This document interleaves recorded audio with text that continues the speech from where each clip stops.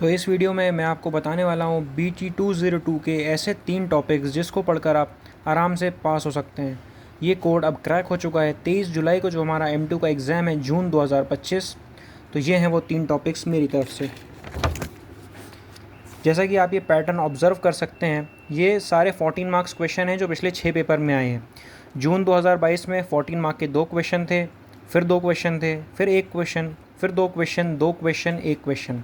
यानी इस पैटर्न के अकॉर्डिंग अगर हम देखें तो 2-2-1, 2-2-1 और जून 2025 यानी कि 14 मार्क के 2 क्वेश्चंस आने वाले हैं। अब अगर टॉपिक को एनालाइज़ करें तो सिर्फ 4 ही टॉपिक हैं जो बार बार पूछे हैं।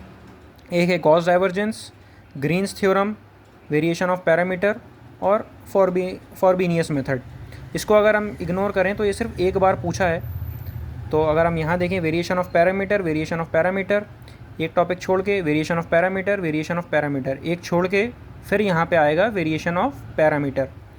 और अगर गॉस डाइवर्जेंस और ग्रीन की बात करें तो क्योंकि पिछले 2 ईयर से लगातार जून 2024 और दिसंबर 2024 ग्रीन्स पूछा गया है, तो इस बार चांस लग रहा है गॉस की। और वैसे ऑन अ सेफ साइड ही हम 3 टॉपिक कर लेंगे, ग्रीन्स भी कर लेंगे और गॉस भी कर लेंगे।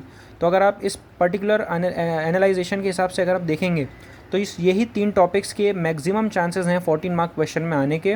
That is variation of parameter, verify Gauss divergence theorem and verify Green's divergence theorem. इसके 2-3 केसेस हैं where C is a boundary, C is a square, तो वो सारे देख लेंगे, कोई बहुत टिपिकल चीज़ नहीं है।